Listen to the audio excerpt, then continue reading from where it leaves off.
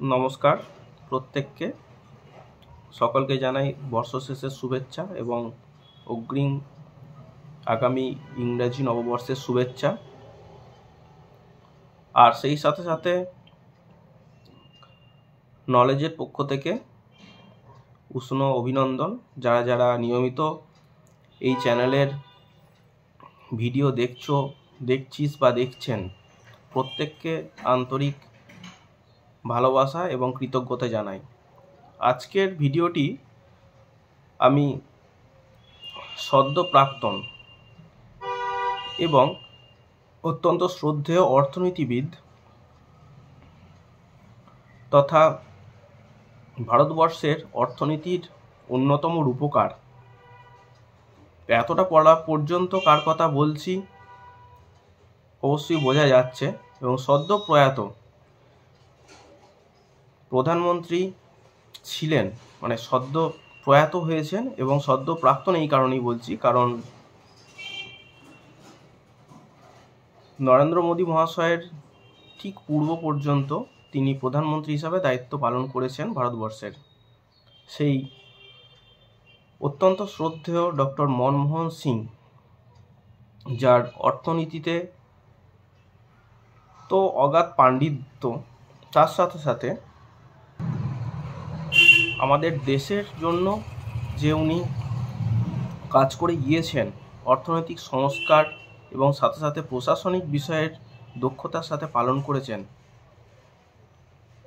তার অবদানের কথা স্মরণ করে আমি ক্ষুদ্র প্রয়াস আমার এই ইউটিউব ভিডিও আমি ওনাকে উৎসর্গ করে আজ করতে বসেছি। ওনার প্রয়াণের পর থেকে আমরা ওনাকে নিয়ে বহু চর্চা করে চলেছি। ওনার শিক্ষাগত যোগ্যতা, ওনার প্রশাসনিক অবদান, ওনার অগাধ পাণ্ডিত্য, ওনার সাধারণ জীবনযাপন, ওনার আরও আনুষঙ্গিক যে সমস্ত জিনিস থেকে শেখা যায় আমরা শিখেছি। তা উনি এমনই এক মাপের লোক বা মানুষ বা ব্যক্তি বলা যায়, যাকে বলতে গেলে হয়তো শেষ হবে না খুব সহজে। এরকম একজন ব্যক্তিত্বের একটা অন্যতম গুরুত্বপূর্ণ দিক, যার জন্য আপামর ভারতবাসী ওনাকে সেই দিকটি জেনে বা না জেনে কৃতজ্ঞ হয়েছেন, হচ্ছেন এবং হবেন, সেটা হচ্ছে যে অর্থনৈতিক সংস্কার 1991 সালের পিভি নরসিমহা রাও প্রধানমন্ত্রী থাকাকালীন এবং উনি অর্থমন্ত্রী থাকাকালীন আমরা যা জানি, লিবারাইজেশন, প্রাইভেটাইজেশন এবং গ্লোবালাইজেশন, যা সংক্ষেপে এলপিজি নামে পরিচিত। এবং ইন্ডিয়ান ইকোনমি বা যে কোনো কম্পিটিটিভ এক্সাম বা আমাদের দেশের অর্থনৈতিক ইতিহাস জানতে হলে এলপিজি আমাদের অবিচ্ছেদ্য একটা অংশ। এবার এলপিজিতে আমি একটা ভিডিও করেছিলাম আগে এলপিজি সম্পর্কে, যার তাত্ত্বিক বিশ্লেষণ বা জিনিসটা কি আমরা বলেছিলাম। এবার মানুষ কেন কৃতজ্ঞ এলপিজি নিয়ে, কেন ওনাকে নিয়ে এত বিশ্লেষণ চলছে, এত মানুষের ভালোবাসা, এত কৃতজ্ঞতা সমগ্র দেশবাসীর তথা আপামর জনসাধারণের, একটু জাস্ট খুব সাধারণ ভাষায় বোঝা যাক। আচ্ছা, লিবারাইজেশন কি? লিবারালাইজেশন বিষয়টা হচ্ছে লিবারাল থেকে লিবারালাইজেশন বিষয়টা এসছে, অর্থাৎ সাহায্য করা বা সাহায্যের পরিবেশ বজায় রাখা। তা কি সাহায্য, কীরকম সাহায্য? ধরা যাক আমি বাড়িতে বললাম যে আমি একটা ব্যবসা করতে চলেছি, বা আমি অতটাও বেশি কিছু ভেবে লাভ নেই। ধরা যাক আমি শীত পড়েছে, আমার একটা জ্যাকেট প্রয়োজন বা একটা সোয়েটার প্রয়োজন, আমি কিনবো, ঠিক আছে। এইবার সেটা আমার ধরা যাক আমার দাদু বেঁচে আছেন, বাবা বেঁচে আছেন এবং বাড়ির অন্যান্য সদস্যরা, ধরা যাক দাদা আছে বা দিদি আছে বা জামাইবাবু আছে, সবাই আছে। এইবার যদি হয় এরকম যে ওই নির্দিষ্ট জ্যাকেটটা আমার শীতকালে লাগবে, শীত এসেছে এবছর, আমি খেয়াল করলাম আমার জ্যাকেট দরকার, সেটা ব্যবহার করতে গিয়ে আমি দেখলাম যে না আমার নেই বা লাগবে বা সোয়েটারটা লাগবে। এরকম যদি হয় বিষয়টা যে আমার বাবাকে বলবো, বাবা আবার দাদুর পারমিশন নেবে, আবার বাবা দাদার সঙ্গে আলোচনা করবে বা বাবা জামাইবাবুর সঙ্গে আলোচনা করবে। এই নিয়ে একটা বিশাল বিশ্লেষণ চলবে। তারপর প্রত্যেককে খুব ফর্মালি সেটা অনুমোদন দেবে বা অনুদান দেবে বা ফান্ড অ্যালট করবে। তো সেক্ষেত্রে একবার ভেবে দেখুন যে সেটা হতে হতে প্রত্যেকের ফাঁকা সময়, প্রত্যেকের ফাঁকা অবসর, প্রত্যেকের ইচ্ছে, প্রত্যেকের মন মেজাজ অনুযায়ী সেটা হতে হতে প্রায় 7 দিন মতো লেগে যাবে কম করে, কখনো 15 দিন, 1 মাসও লাগতে পারে, প্রত্যেকের পরিবারের সাপেক্ষে, ব্যস্ততা, সব কিছু অনুযায়ী।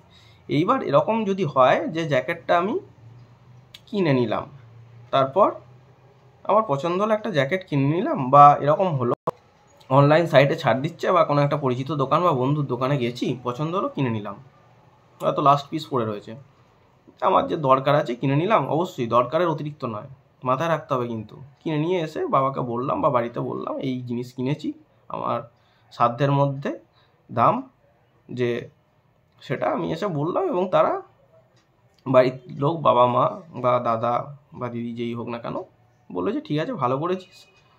তো যাই হোক, ভালো করেছিস, বুঝে শুনে খরচ করেছিস, অতিরিক্ত খরচ করিসনি, আমাকে টাকা দিয়ে দিল বা বললো ঠিক আছে, অসুবিধা কিছু নেই। এটা কি একটা জ্যাকেট কেনার ক্ষেত্রে ডিসিশনটা কেমন হলো? অত্যন্ত সাহায্যকারী হলো, যে আমার জ্যাকেট লাগতো, আমি বলেছি বাড়িতে বা বলিনি, বা তারা পারমিশন দিয়েছে তোর পছন্দ মতো কিনে নিবি, বা আমি কিনে নিয়ে এসে বললাম যে আমি কিনেছি, ঠিক আছে, সেটা অবশ্যই ভাবতে হবে। তার মানে এটা গেলো লিবারাল, বাড়ির লোকজন লিবারাল হলো। এইবার প্রাইভেটাইজেশন, আরও একটি বাড়ির ক্ষেত্রে এক্সাম্পল দিয়ে যদি আমি বিষয়টা বলি, ধরা যাক বাড়ির লোকজন হচ্ছে কি সরকার এবং প্রাইভেট হচ্ছে বন্ধুবান্ধব। আমি এখন বললাম যে বাবা আমাকে কি উদাহরণ দেওয়া যেতে পারে সহজের মধ্যে, ঠিক আছে, বাবা আমাকে চলো একবার আজকে যাব ওই অমুক জায়গায় বা অমুক পিকনিক স্পটে একটু পিকনিক করে আসি। এবার দেখা গেল যে ওখানে আমার বয়সের সঙ্গে বাবার বয়সের লোকজনের পার্থক্য আছে, সেখানে ইয়ং জেনারেশন বা যারা কম বয়সী তারা এনজয় করে, পিকনিক করে, অবশ্যই ভদ্রভাবে। তো এখন আমি যদি বাবাকে বলি, বাবার সেটা করার সামর্থ্য না থাকে, কি সামর্থ্য মানে বাবার বয়স অনুযায়ী, বা বিষয়টা এরকম হলো যে বাবা আমাকে একটু এই গাড়িটা চালানো শিখিয়ে দাও, দেখা গেলো যে বাবা হয়তো জানেনই না, মানে বাবার সামর্থ্যের বাইরে, বা বাবা কোনোদিন গাড়ি চালাননি, বা বাবার চালানো শেখানোর মতো সময় নেই, তাহলে আমি কী করবো? সেক্ষেত্রে গ্রেটার ফ্যামিলি দেখবো, আমার রিলেটিভ সাধারণত যেটা হয়, বা আমার পাশাপাশি দাদা, ভাই বা বন্ধুবান্ধব যারা আছে তারা শিখিয়ে দিল গাড়ি চালানো, হলো। তার মানে বিষয়টা হচ্ছে আমার টাইম হোক, এনার্জি হোক বা স্কিল হোক, ইনভেস্ট করার মতো স্বল্প ক্ষমতা আছে বা ক্ষমতা নেই বা সময় নেই। তো সেক্ষেত্রে আমি বাড়ির বাইরে অন্য মানুষের সাহায্য নিলাম, সেটা হচ্ছে প্রাইভেটাইজেশন। যেটা আপনারা দেখতে পাচ্ছেন প্রাইভেটাইজেশনের উপকার কী, সেটা এলপিজির ভিডিওতে ডিটেলস বলেছি, আর ডিটেলসে আমি যেতে চাইছি না, প্রত্যেকেই ফিল করবেন। অবশ্য প্রাইভেটাইজেশন খুব বেশি পরিমাণে হলে আমাদের মতো উন্নয়নশীল ভারতের যারা আছে তাদের পক্ষে অবশ্য খুব সমস্যারও হয়ে যেতে পারে। সেক্ষেত্রে একটা সরকারের সবসময় আটকবাদ থাকে বা মনিটরিং পলিসির মধ্যে থাকে, যে কতটা পরিমাণ প্রাইভেটাইজেশন মানুষ অ্যাফোর্ড করতে পারবে বা কী ক্ষতিকার, সেটা যাচ্ছি না। প্রাইভেটাইজেশনটা কতটা প্রয়োজন সেটা আমরা বুঝতে পারলাম যখন সরকারের সামর্থ্যের বাইরে ইনভেস্টমেন্ট বা উদ্যোগ ঝুঁকিবহুল হয়, তখন প্রাইভেট কোম্পানিগুলো ইনভেস্ট করছে বা উদ্যোগ নিচ্ছে, হলো, এবং সেখানে স্কিলও নিয়ে আসছে। এরপর স্কিলের কথাই যখন উঠলো এবং বাকি থাকছে গ্লোবালাইজেশন, তাহলে আমরা আসি গ্লোবালাইজেশন প্রসঙ্গে। ধরুন আপনি একটা বিয়ে বাড়িতে খেতে গিয়েছেন, ঠিক আছে, বিয়ে বাড়িতে খেতে গেলে লোকজন পোশাক টোশাক বেশ ভালো পরে যায়, আমরা পরে গেছি, ধরা যাক যে লোকাল যে সমস্ত ফ্যাশন পরে গেছি, হাতে রয়েছে একটা নর্মাল অ্যান্ড্রয়েড মোবাইল, এমআই বা রিয়েলমি, হ্যাঁ, যেমন হয় আর কি আকচার। এরপর গেছি হয়তো একটা সেই পুরনো হিরো হন্ডা বা হিরো বা হন্ডার বাইক নিয়ে, আর আরেকজন এসছেন, মানে দেখা হলো পাড়ার এক দাদা, তো হঠাৎ করে দেখলাম যে উনি এসছেন একদম ব্লেজার ট্রেজার পরে এসছেন, একটা স্মার্ট লুক, ঠিক আছে। বিয়ে বাড়িতে যেরকম এখন আধুনিক স্মার্ট ড্রেস দেখা যায় সেটা কল্পনা করুন। আর আমার কথা বলতে একটু রিমোট এরিয়ার দিকে যে সমস্ত পোশাক দেখা যায় ধুতি পাঞ্জাবির মধ্যেই মানুষ সীমাবদ্ধ থাকে, তাও সেই বিশেষ ডিজাইন বা বিশেষ ভালো অ্যাস্থেটিক ভিউ সেরকম নয়, নর্মাল একটা একরঙা পাঞ্জাবি হয়ে গেল বা এরকম। আর এখনকার নর্মাল একটা শহরের বিয়েবাড়ির রিসেপশন কল্পনা করুন, জাস্ট দুটো পার্থক্য কল্পনা করুন, দেখবেন পার্থক্যটা বুঝতে পারবেন। ওখানে কিপ্যাড মোবাইল পকেট থেকে বেরোলো, টুংটাং কুচখাচ পুলুত পুলুত ককর কক এসব রিংটোন মেসেজ অ্যালার্টটোন। আমি কাউকে ছোটো করার জন্য বলছি না, একদম যেটা ঘটনা বাস্তব সেটা বলছি। প্রত্যেকে সামর্থ্য মতো কেনেন, কিন্তু আমি জাস্ট অ্যাজ ফর এক্সাম্পল বলছি, please don't take it otherwise. কারণ আমিও মানে রুরাল ব্যাকগ্রাউন্ড থেকেই বিলং করি, আমার অপমান করার উদ্দেশ্য নয়, জাস্ট অ্যাজ ফর এক্সাম্পল। তো সেখানে আপনারা বুঝতে পারবেন যে কালচারাল এনহ্যান্সমেন্ট বা বিনিময় কতটা হয়েছে। যে বাইরে থাকে, ধরুন আজকে যে মোটামুটি রিসার্চ বা পোস্ট ডকের জন্য আজকে যে বাইরের কান্ট্রিতে বিচরণ করছে বা সিম্পল দিল্লি বা বোম্বে এসব সাইডে জবের জন্য যাচ্ছে, তার ড্রেস, তার কালচার, তার অ্যাপ্রোচ সবটাই একটু পার্থক্য হবে।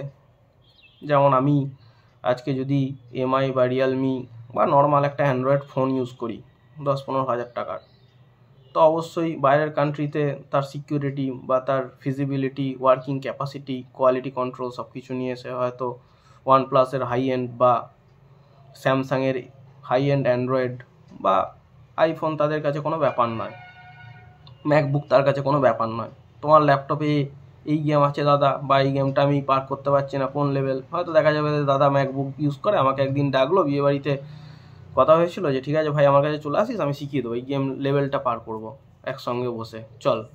আমরা গেলাম দাদার কাছে, গেম লেভেল পার করবো, একটু কথাবার্তা হবে, দাদা কী নিয়ে পড়াশোনা করছে, career advice plus game advice, একটা আড্ডা হবে। গেলাম, দেখলাম যে দাদার রয়েছে ওয়েস্টার্ন স্যুট, ব্লেজার, ল্যাপটপ রয়েছে ম্যাকবুক, হয়তো অ্যান্ড্রয়েড হাই এন্ড বা অ্যাপেলের ইউজ করেন।